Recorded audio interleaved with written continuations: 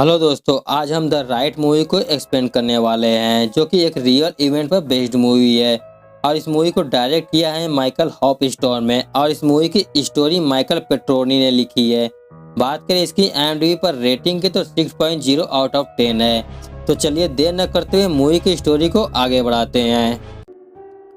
Movie की starting में हमें माइकल कोवेक को दिखाया जाता है जो कि एक मोर्टेशियन होता है, यानी वो मरे हुए लोगों की बॉडी को फ्यूनरल के लिए तैयार करता है। और वो यहाँ पर एक औरत की बॉडी को तैयार कर रहा होता है। इस औरत के पास एक ब्रेसलेट होता है जिसमें कि मेढक बने हुए होते हैं और उस औरत के पैर पे एक डीमन का टैटू भी होता है जिसके बारे में हमें आगे वीडियो में पता चलेगा। माइकल अपने पिता से इस औरत के बारे में पूछता है कि उस औरत ने सुसाइड क्यों किया, तो उसके पिता उसे बताने से मना कर देते हैं और कहते हैं कि हमारा काम है सिर्फ मरे हुए लोगों की सेवा करना, ना कि उनके बारे में जानना। इसके बाद माइकल बॉक्सिंग जिम में अपने फ्रेंड से मिलता है और कहता है कि उसने सेमिनरी कॉलेज के एंट्रेंस एग्जाम को पास कर लिया है और वो वहाँ पे जा रहा है। बात करें सेमिनरी कॉलेज के बारे में तो यह एक ऐसा कॉलेज होता है जिसमें क्रिश्चियन थियोलॉजी यानी धर्मशास्त्र पढ़ाया जाता है, जिसे पास करके स्टूडेंट एक प्रीस्ट बन सकता है और उसे प्रीस्ट के सारे राइट मिल जाते हैं। और उसका फ्रेंड उससे पूछता है कि वो सेमिनरी कॉलेज क्यों जा रहा है, उसके ग्रेड अच्छे हैं, उसे किसी भी कॉलेज में एंट्री मिल सकती है। तो माइकल उसे बताता है कि उसके परिवार में बस यही है कि वह प्रीस्ट बने या तो मोर्टेशियन बन के मृत लोगों की सेवा करे।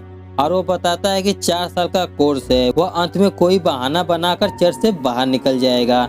इसके बाद कहानी 4 साल आगे जाती है जहां पर माइकल ने अपना कोर्स कंप्लीट कर लिया होता है और यहाँ पर फादर मैथ्यू सभी स्टूडेंट को अपनी ड्यूटी याद दिला रहे होते हैं। बाद में वो माइकल से अकेले में मिलते हैं और पूछते हैं कि तुम्हारे थियोलॉजी में नंबर क्यों कम आए हैं, बाकी सब सब्जेक्ट में तो सही है। तो माइकल उन्हें बताता है कि एग्जाम से पहले उसका ध्यान भटक गया था, इसलिए उसके नंबर कम आए हैं। फिर उसी रात को माइकल फादर मैथ्यू को एक ईमेल करता है जिसमें वो रेजिग्नेशन देने वाला होता है। वो फिर वहाँ से बाहर निकलकर रोड क्रॉस करने लगता है ताकि वो यहाँ से भाग सके। तभी उसे फादर मैथ्यू देख लेते हैं और उसे रोकने की कोशिश करते हैं, लेकिन उन्हें ठोकर लग जाती है और वो एक साइकिलिस्ट से जाकर लड़ जाते हैं और वो साइकिल वाली लड़की एक बैंच से टकरा जाती है जिससे उसकी हालत काफी खराब हो जाती है। उसकी मदद के लिए माइकल उसके पास आता है और वो लड़की उसे देखकर उसकी मुक्ति के लिए प्रे करने के लिए कहती है। उसे लगता है कि माइकल एक प्रीस्ट है। माइकल उसका नाम पूछता है जो कि सांड्रा होता है। माइकल सांड्रा का नाम लेकर उसकी मुक्ति के लिए प्रे करता है और ऐसा करते हुए उसे फादर मैथ्यू देखते हैं जिनको कि माइकल की आंखों में एक अलग ही चमक दिखती है। अगले दिन फादर मैथ्यू माइकल से मिलते हैं और उसे प्रीस्ट ना बनने की वजह पूछते हैं। तो माइकल उन्हें बताता है कि उसकी आस्था गॉड में बहुत कम है, इसलिए उसे लगता है कि वह एक अच्छा पादरी नहीं बन सकता है।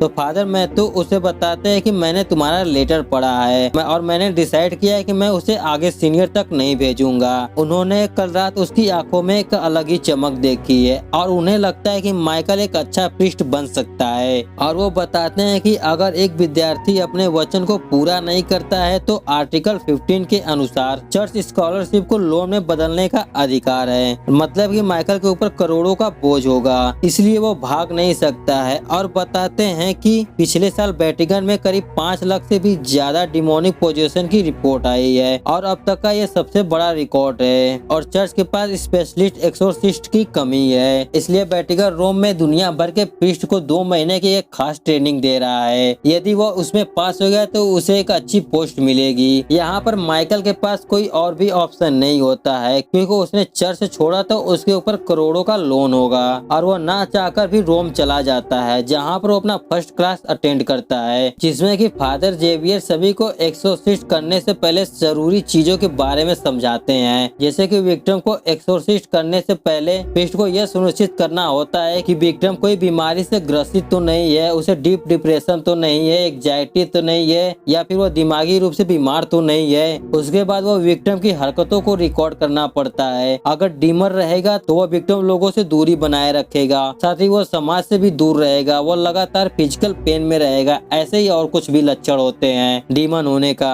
फादर जेवियर यहाँ पर सभी को कुछ डीमन होने का एग्जाम्पल भी दिखाते हैं और आज की क्लास यहीं पर खत्म हो जाती है। इसी क्लास में एक लड़की एंजेलिना होती है जो कि भूत प्रेत पर रिसर्च कर रही होती है।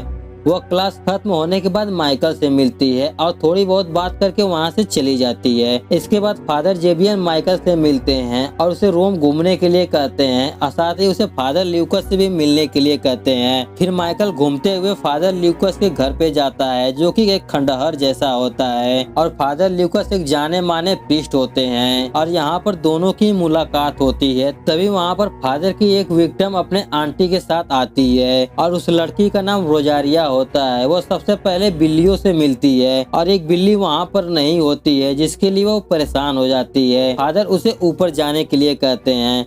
फिर माइकल उनसे पूछता है कि उन्हें कैसे पता है कि वो पोजेस्ड है। तो फादर उसे अपनी कोई एक चीज कैरी बैग में डालने के लिए कहते हैं। तो माइकल यहाँ पर अपनी एक अमेरिकी करेंसी डाल देता है। फिर वो दोनों एक्सोर्सिज्म के लिए रोजारिया के पास जाते हैं। जरा रोजारिया पर एक डीमन पहले से ही कब्जा किया होता है और वो जल्दी से उसे नहीं छोड़ रहा होता है और फादर उसका एक्सोर्सिज्म कर रहे होते हैं जिसकी वजह से वो थोड़ा बेटर फील करती है और वो आज इसी के लिए आई होती है और वो प्रेग्नेंट भी होती है। फिर फादर रोजारिया से पूछते हैं कि बता उस बैग में वो क्या है और उसे गेस करके बताना होगा। तो वो बताती है कि उसे कैसे मालूम कि उस बैग में क्या है। तभी फादर उस पर चिल्लाने लगते हैं और रोजारिया का डीमन बाहर आने लगता है और कहता है कि उस कैरी बैग के अंदर एक अमेरिकन करेंसी है जो कि सच होता है। तो फादर माइकल से बताते हैं कि पोजेस्ड हुए इंसान को अनजान सब्जेक्ट के बारे में भी जानकारी होती है। फिर फादर लैटिन लैंग्वेज में कुछ एक्सोर्सिज्म करने लगते हैं तो रोजारिया उन्हें अलग अलग लैंग्वेज में गाली देने लगती है, लेकिन फादर यहाँ पर अपना काम जारी रखते हैं और रोजारिया को किसी तरह शांत कराते हैं और रोजारिया शांत होकर अपनी आंटी के साथ वापस चली जाती है।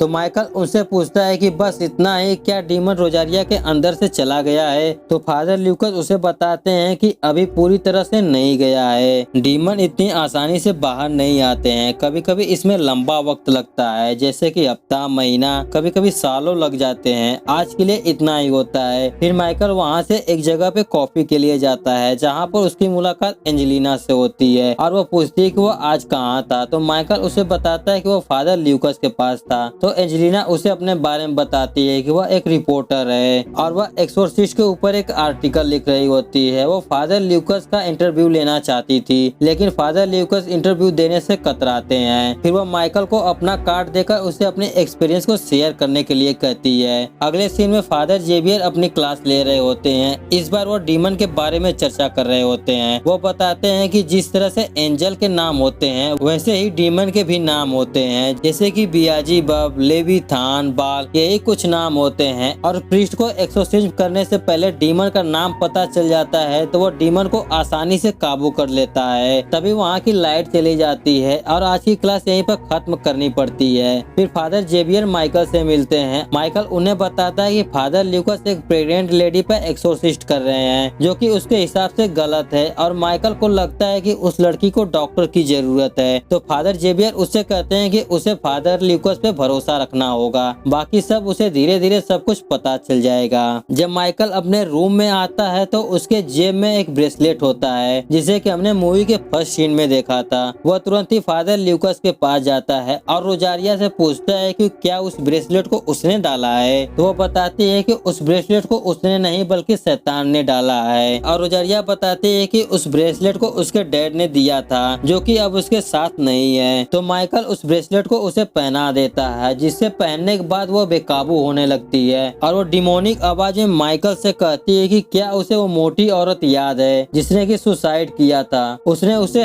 हाय बोला है और वो बेकाबू होने लगती है। फादर ल्यूकस उससे उस डीमन का नाम पूछने लगते हैं लेकिन वो डीमन बहुत ही पावरफुल होता है। वो अपना नाम नहीं बताता है और माइकल से रोजारिया का रेप करने के लिए भी कहता है और कुछ ऐसे ही वर्ड बोलता है जिससे वो हैरान हो जाता है। फिर रोजारिया माइकल को मारने की कोशिश करने लगती है लेकिन वो फादर ल्यूकस की प्रेयर से थोड़ा कंट्रोल हो जाती है। तभी उसके मुंह के अंदर से 3 नुकीले काले नील बाहर आते हैं। फिर वो शांत हो जाती है। यह सब देखकर माइकल को अभी भी डीमन पे विश्वास नहीं होता है और वो कहता है कि उसके बाप ने उसका रेप किया था और वो उसी गिल्ट में जी रही है। उसे बच्चा नहीं चाहिए था तो शायद इसीलिए वो नील्स को निगल ली होगी ताकि वो बच्चा को गिरा सके। यह सुनकर फादर उसे सावधान रहने के लिए कहते हैं और कहते हैं कि अगर तुम डीमन को नहीं मानोगे तो ये नहीं है कि डीमन तुम्हें छोड़ देगा।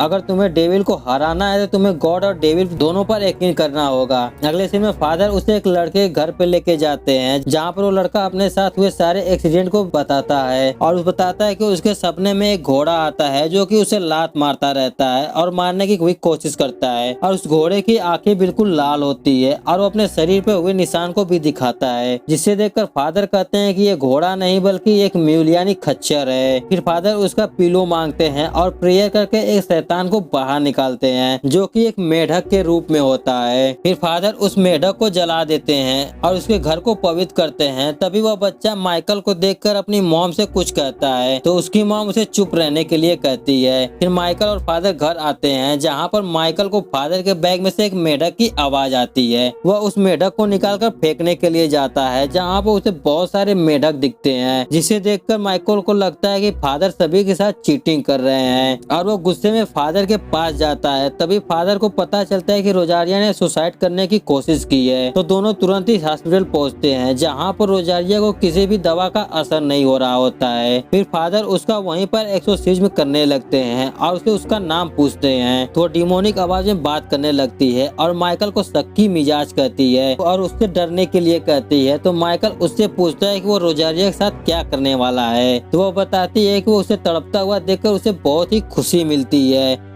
और वो रोजारिया को मारकर खा जाएगा और वह उसके अंदर उसके पिता के जरिए घुसी है। तो माइकल उसे झूठा बोलता है और कहता है कि डीमन होते ही नहीं है तो मैं उनसे क्यों डरूं। माइकल की ये बात सुनकर उस डीमन को बहुत ही गुस्सा आता है। फिर माइकल फादर के बैग और स्टिक को देकर वहाँ से चला जाता है। थोड़ी देर बाद डीमन रोजारिया पर पूरी तरह से हावी हो जाता है और उसे ब्लीड करवा के उसके बच्चे और उसे भी मार देता है। यह देखकर फादर ल्यूकस को बहुत ही दुख होता है, वो रोने लगते हैं। उन्हें लगता है कि उनकी वजह से ही रोजारिया की मृत्यु हो गई है और उनका फेथ यहाँ पर डगमगाने लगता है, जो कि डीमन यही चाहता था, जाके उन पे आसानी से वो कंट्रोल पा सके। फिर माइकल यह पूरी कहानी एंजेलिना के साथ शेयर करता है और उसे पूछता है कि उसे इसमें इतना ज्यादा क्यों इंटरेस्ट है। तो वो बताती है कि उसका भाई 19 साल का था, जिसे कि उसके पेरेंट्स ने मेंटल हॉस्पिटल में भेज दिया था। वह कभी कभी ऐसी बातें करता था जो कि सच हो जाया करती थी और वह उस सच को जानना चाहती है कि क्या उसका भाई पागल था या फिर कोई शैतान द्वारा पोजेस्ट था। अगले सीन में माइकल सो रहा होता है तो उसे एक सपना आता है जिसमें वो अपने घर पर किसी बॉडी को तैयार कर रहा होता है। तो उसके पास एक लंबे नाखूनों वाला हाथ आता है और उसके हाथ में वही रोजारिया वाला ब्रेसलेट होता है। तो माइकल उस हाथ पर 3 बार फूंक मारता है और वो हाथ उसका गला दबाकर मारने लगता है। तभी उसकी नींद अचानक से खुल जाती है और उसके दरवाजे पे फादर जेवियर होते हैं, जो कि कहते हैं कि तुम्हारे लिए इमरजेंसी फोन आया है। वो फोन जाकर रिसीव करता है तो उसे पता चलता है कि उसके पिता की कंडीशन काफी क्रिटिकल है, उन्हें हार्ट अटैक आया होता है, बड़ी मुश्किल से वो संभले हैं। दूसरी तरफ फादर ल्यूकस में कुछ चेंजेस होने लगते हैं, यानी कि उन्हें डीमन अब पोजेस्ट करने वाला है और यहाँ से माइकल के साथ अजीबोगरीब हरकतें होने लगती है। जैसे कि माइकल जब अपने रूम में आता है उसके रूम में बहुत सारे मेढक होते हैं और उसके फ्लाइट भी डिले हो जाती है, जिसकी वजह से अपने पिता से मिलने भी नहीं जा पाता है और वो हार कर एक होटल में रहने के लिए जाता है और वो अपने पिता के हॉस्पिटल में फोन करता है और अपने पिता से बात करता है। तो उसके पिता उसे बताते हैं कि उन्हें बहुत डर लग रहा है, वो लोग उसे मार देंगे। तभी माइकल के फोन में कुछ डिस्टर्बिंग आती है और उसके पिता की जगह डॉक्टर बोलने लगते हैं, जो कि उसे बताते हैं कि उसके पिता की मृत्यु आज दोपहर ही हो गई है। माइकल कहता है कि ऐसा नहीं हो सकता है, उसने अभी अभी अपने पिता से बात की है, लेकिन डॉक्टर का कहना होता है कि उनकी मौत 6 घंटे पहले ही हुई है, जो कि उनके सामने ही हुई है। यह सुनकर माइकल को कुछ भी समझ में नहीं आता है। इसी बीच वो अपने मॉम को देखता है, जो कि उसे एक एंजल की तस्वीर दे रही होती है और कहती है कि गॉड का हाथ तुम्हारे सर पर हमेशा रहेगा। तभी उसे वहाँ पर रोजारिया की आवाज सुनाई देने लगती है और उसके दरवाजे पर वही ब्रेसलेट होता है। वो भागकर नीचे जाता है जहाँ पर चारों तरफ स्नोफॉल हुआ होता है और तभी उसे वहाँ पर एक खच्चर दिखाई देता है जिसकी आंखें पूरी तरह से लाल होती है। थोड़ी देर में वहाँ पर सब कुछ नॉर्मल हो जाता है और उसे कुछ भी समझ में नहीं आता है, तो वह एंजेलिना एंजेलिना को फोन करके सब कुछ बताता है। फिर दोनों उस लड़के के घर जाते हैं जहाँ पर वो लड़के ने अपने मॉम से कुछ कहा होता है। तो माइकल उससे पूछता है कि उस दिन अपने मॉम के कान में उसने क्या कहा। तो उसकी मॉम उसे बताती है कि उसने यह कहा था कि उसके पिता जल्दी मरने वाले हैं। तो माइकल पूछता है कि उसे किसने बताया था। तो वो लड़का बताता है कि उसे तुमने देखा है और तुम्हें उसके बारे में पता है, जिससे वो हैरान होकर बाहर चला आता है। और माइकल एंजेलिना को बताता है कि उसके पिता की मृत्यु सच में हो गई है, जिसे सुनकर एंजेलिना भी हैरान हो जाती है। फिर वो दोनों फादर ल्यूकास के घर जाते हैं जहाँ पर फादर बाहर ही मिल जाते हैं, जो कि बारिश में भीग रहे होते हैं और उनकी हालत भी ठीक नहीं होती है। फिर माइकल उन्हें अंदर ले जाता है और पूछता है कि वो बाहर बारिश में क्या कर रहे थे। तो फादर बताते हैं कि उन्हें कुछ भी याद नहीं है। इसी बीच हम देखते हैं कि फादर के मुंह में से भी वही काले नेल बाहर निकल गई है, यानी उन पर भी डीमन पूरी तरह से हावी हो रहा है। वह तुरंत ही अपने आप को लॉक करने के लिए कहते हैं और कहते हैं कि तुम लोगों को तुरंत फादर जेवियर को बुलाना होगा।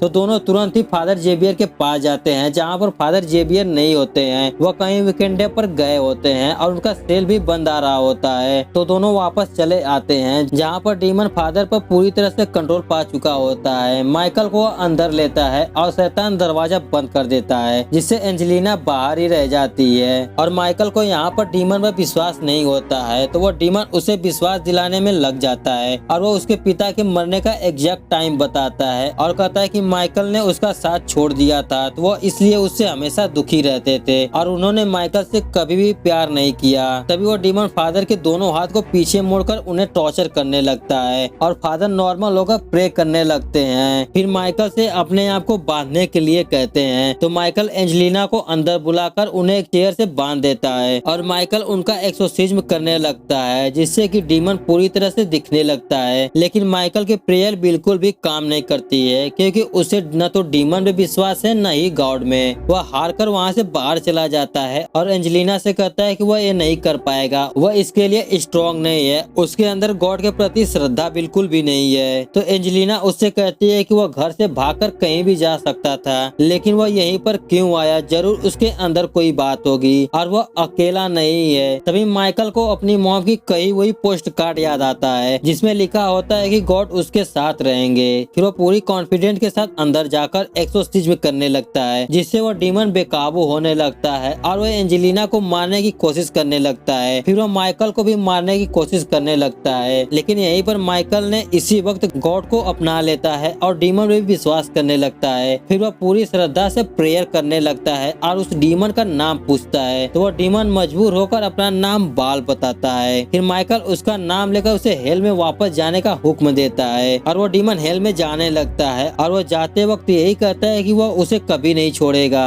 फिर फादर ल्यूकास पूरी तरह से नॉर्मल हो जाते हैं और माइकल को धन्यवाद करते हैं। फिर माइकल अपने घर पे चला आता है, जहाँ पर उसे न्यूज़पेपर में एंजेलिना का आर्टिकल छपा हुआ दिखता है और उस आर्टिकल को वह पढ़ता है। फिर माइकल एक चर्च को ज्वाइन कर लेता है और वह एक अच्छे पादरी की तरह सभी लोगों का कन्फेशन लेने लगता है और मूवी इसी के साथ खत्म हो जाती है। तो दोस्तों, यह थी द राइट मूवी की स्टोरी। बात करें इस मूवी के डीमन बाल के बारे में, तो बाल डीमन हॉर्सली आवाज वाला राजा है, यानी म्यूल, जैसा कि मूवी में दिखाया गया है। यह किसी भी इंसान को एक अलग ही डायरेक्शन में ले जाकर उसे रियल वर्ल्ड से गायब कर सकता है, जैसा कि माइकल के साथ हुआ था। और इस डीमन को पहचानने के 4 साइन होते हैं, जिसमें पहला म्यूल यानी खच्चर होता है, दूसरा कैट यानी बिल्ली जो कि फादर ल्यूकास के घर पे दिखाई गई थी, तीसरा मेढक होता है जो कि उस बच्चे के पीलों में से निकला था, चौथा होता है ह्यूमन, और यह डीमन किसी भी ह्यूमन के अंदर आकर उस पर पूरी तरह से कंट्रोल कर सकता है। और इस बाल डीमन के अंदर 66 लीजियन डीमन की आर्मी होती है।